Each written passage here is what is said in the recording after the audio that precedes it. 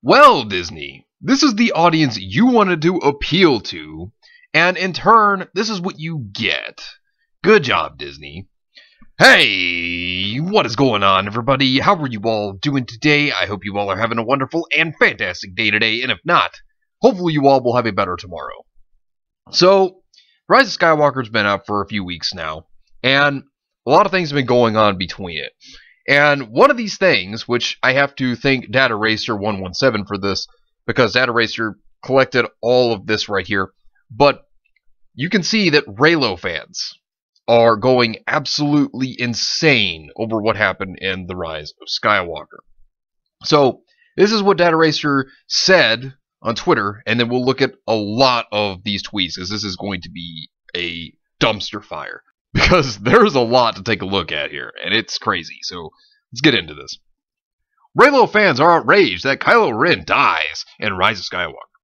They're sending death threats and harassment to Jar Jar Abrams, cast members, and Lucasfilm employees. The new fan base Lucasfilm has catered to is proving that they're the true toxic fans in Star Wars. And it is really bad what is going on here. I mean, this is not acceptable behavior whatsoever. I mean, these people are just sporadic and just harping on this. It is really bad. So, look at this. These are tweets from people directed at Abrams and at Disney. So, this is what they're saying. Jar Jar Abrams, I'm gonna end you just like you did with Ben. I'm gonna end Jar Jar Abrams with my own hands. I'm ready to end that mother effer. Jar Jar Abrams, I will find you and I will end you. I can't effing stand how I put my life on the line for The Force Awakens and The Last Jedi just for Jar Jar Abrams to do this to me, and where does he live? I'm literally gonna end him. I mean, you know, you can keep looking at more of these, but these are insane tweets. And this is ridiculous. And this is over a trilogy. Over the sequel trilogy. I mean, for one to say that they're putting their life on the line for a trilogy, that's, that is a bit much, don't you think? I mean, it's a movie. It's meant to be entertainment. My God, it's ridiculous. I mean, I can understand being upset with certain entertainment and stuff, but, like, going so far as to wanting to end somebody, you know, wanting to completely not just ruin their life, but end it. That is definitely hardcore overreacting. Anyone who believes that in order to make a good film, you need to kill important characters off for shock value deserves death by my blade. Making Jar Jar Abrams pay for the damage he has done is the hill I will die on. I want to cry, but I can't because I'm at work. All I can say is F you, Jar Jar Abrams. You know, I mean, you have all these insane people. Now, like I said, these are all the new fans. At least the ones that make up that group that are the crazed ones, the Puritans, you know. And think of it as, not all new fans are going to be like this. I mean, you know, some of the new fans, they were into the originals and the prequels. But then you have fans like these that are the real toxic ones. Despite the fact that they call old fans like myself, and I'm sure many of you watching, they try to say that the old fans are the ones that are the toxic ones. That they are the ones that are the problem with Disney Star Wars. You know, they're the ones saying that they don't understand Star Wars. When all of us, as the old fans, we have watched Star Wars for years. We have studied the lore for years. We understand this better than what the new fans have, because they just jump in and, you know, they really try to shove the whole shipping down the throat. Take a look at this as well. This is another thing that Data Racer had caught, and this is insane. Zoe saw Traz, and now she's gonna end Lucasfilms. And this is what a person that works there had to say. I love having to wonder if I literally need to alert the FBI to threats against my workplace. Happy holidays, I guess. So, because of people watching The Rise of Skywalker, the ones that were the hardcore crazed Reylo fans, and because of Ben Solo dying, they are so just insane over this. That they would go on to threaten people that even work there.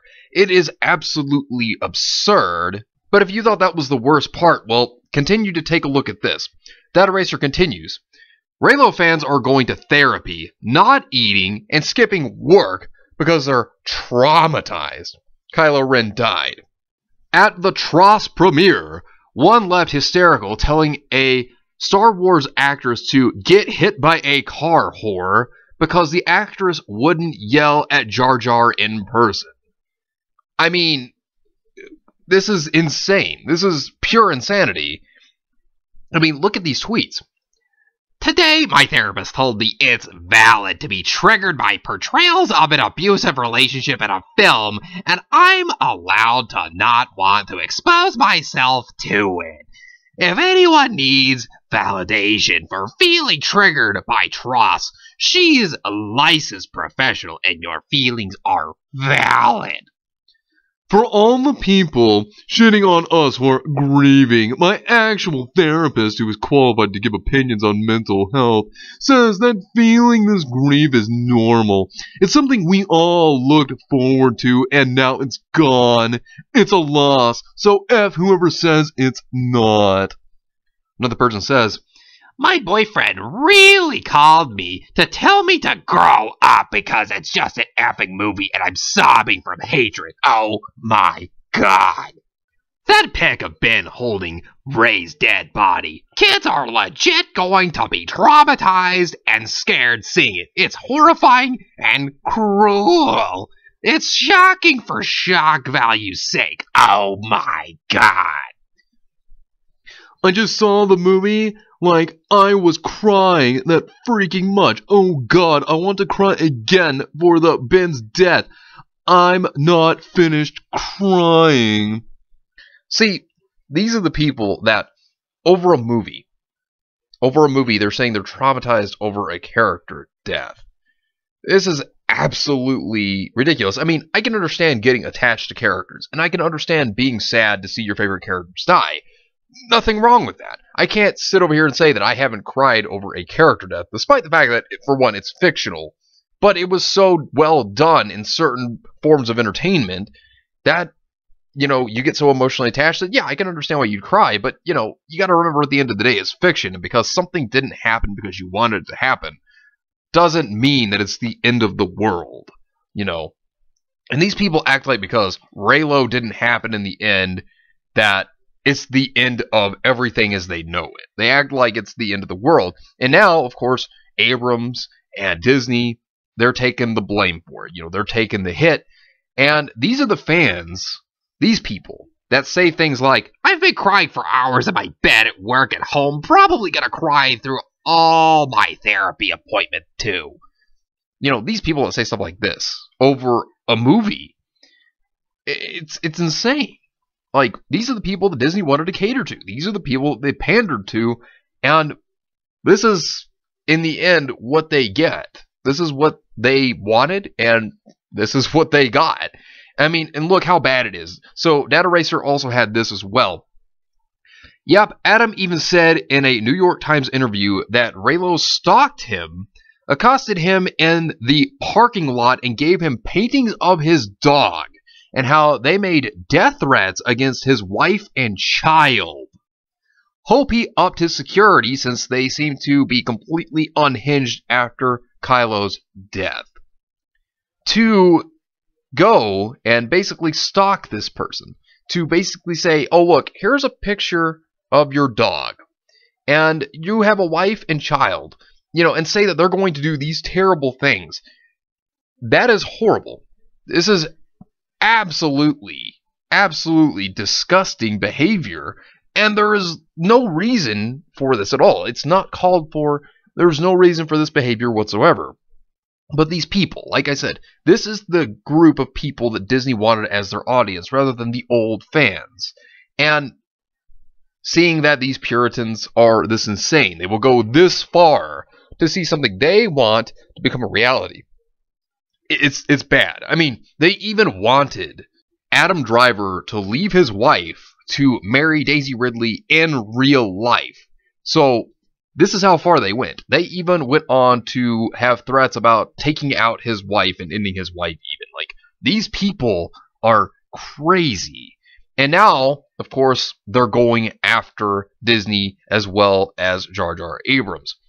It's appalling. I mean, these people are ill. I mean, they are mentally ill. Like, there's no other way to sum it up. And you can definitely see it. Adam Driver is joining Daisy in calling out the creepy Reylos and other stalkers. I feel bad for this man.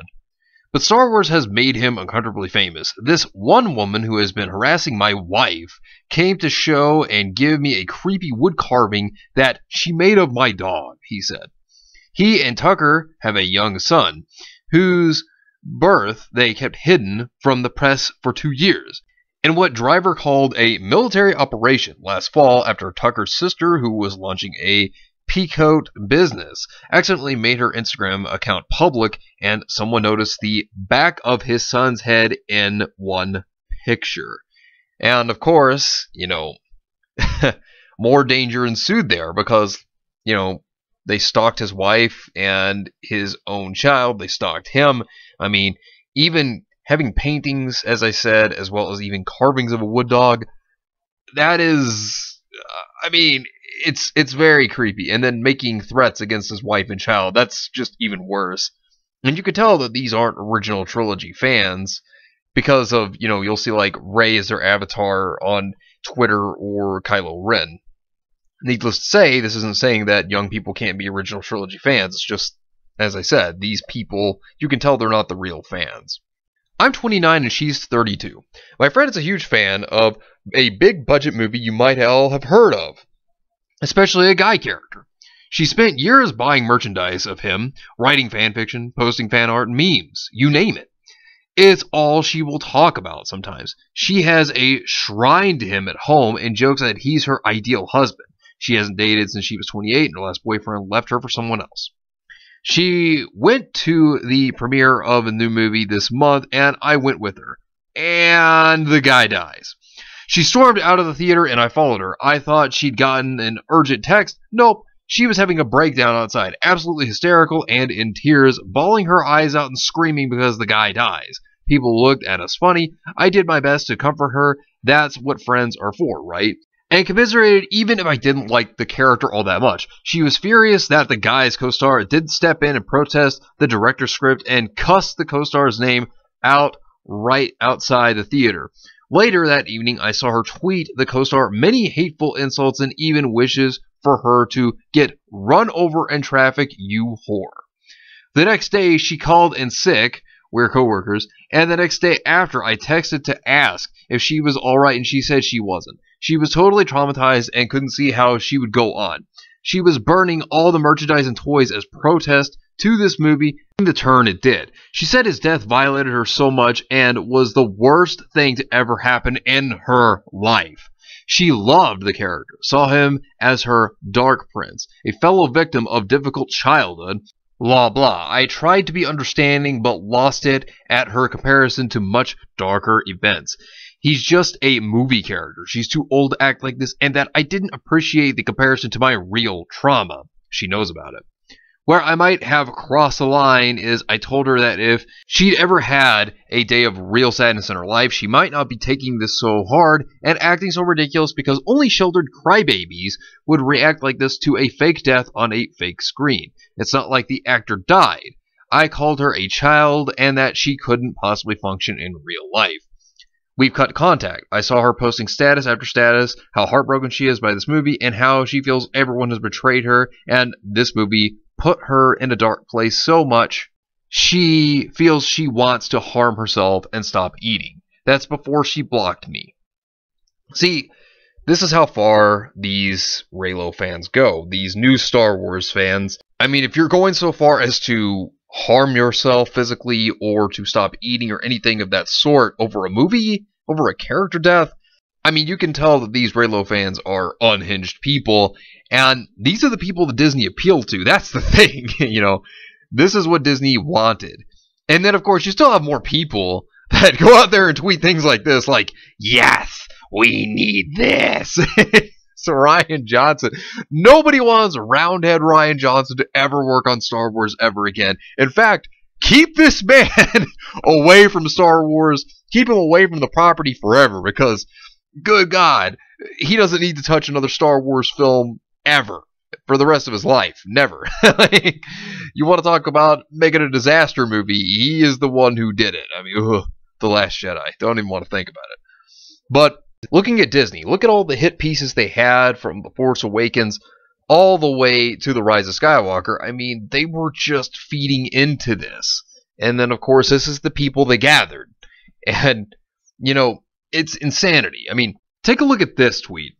To basically sum things up, the Reylo kiss was fan service. Disney is an ist and phobic and doesn't give a single shit about Star Wars or its actual fans. And there is a 3-hour cutout there that still exists, and we are just sitting here. And there you go. These fans right here, the Puritans, of course, going with the ist and phobes, if you notice, which is the typical statements they throw out there when it's something that they are against or they don't like. So they're throwing that out there also. But then, of course, here is another tweet. Here's the problem with trying to reframe the Reylo kiss as a thank you. I bought you dinner, you owe me. I'm a nice guy, why don't I get a thank you? You ungrateful B, do you have any idea what I've done for you? Gratitude, hooking up, the kiss is not a thank you. I mean, if anything, these people are crazy. I mean, you know, look at the Phantom Menace, for example. You know how they try to say the Phantom Menace is so toxic and terrible. But the way they see it is, at their best, they don't like the direction of the sequel trilogy, and at their worst, they just make memes of it. And that's the way I see it. I mean, I just think it's all one big meme. And, you know, like I've stated multiple times, I've hated the sequel trilogy since The Force Awakens. I didn't even like The Force Awakens, and I still don't to this very day. And I've hated the sequel trilogy ever since the first movie. But that's just a personal opinion. And of course, you know, The Last Jedi only made it that much worse. But, you know, that's the thing. I have to side with the Phantom Menace because I really agree with their points of views and their opinions. And when you see these new fans that are what Disney wanted, you know, they are the whole thing that Disney worked to try to achieve, well, Disney's now getting it from these new fans. These new fans didn't even like this movie, and, you know, these are the people Disney wanted to pander to, and now Disney's getting exactly what they wanted, right? So, good job, Disney. You did this one to yourself, if anything. But hey, you know, these are the people Disney wanted to appeal to, am I right? So let me know your thoughts down below. Subscribe to the channel if you are new here, and make sure you're still subscribed because, you know, YouTube is unsubscribing people. So make sure you're still subscribed. Hit the video with a like if you enjoyed, and share the video, spread the word, and try to get it out there. It's greatly appreciated. It really helps out the channel a lot. And follow me on Discord. Links in the description down below so you can stay updated on things and join the community there, because it's a wonderful community and we'd love to have you. But anyways, I hope you all have yourselves a wonderful and fantastic day today. And remember, if today was not a good day, tomorrow could always be better. Take care of yourselves and everyone around you. And have yourselves a good one out there, everybody.